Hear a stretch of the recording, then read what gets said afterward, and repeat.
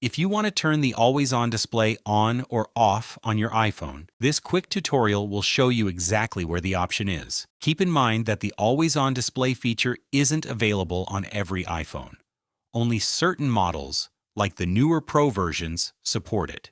So let's start by opening the settings on our iPhone and then locate this section that's called Display and Brightness, right under the Control Center button. This section will give us a lot of options, which we can customize related to our display, and the O we need to tap is simply called Always On Display. Once you open it, you're going to see this switch at the top, and this is the main toggle that controls everything. If you want your screen to stay dimly lit while your iPhone is locked, then make sure this switch is turned on. But if you prefer your phone to go completely black when the screen turns off, or if you just want to save a little bit of battery throughout the day, then go ahead and turn this switch off. Below the main toggle, you might also see a couple of extra options like showing your notifications, wallpaper, or widgets even when the phone is locked.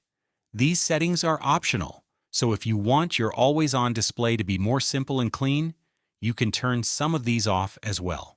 So these are the steps of turning on or off your always-on display feature on iPhone.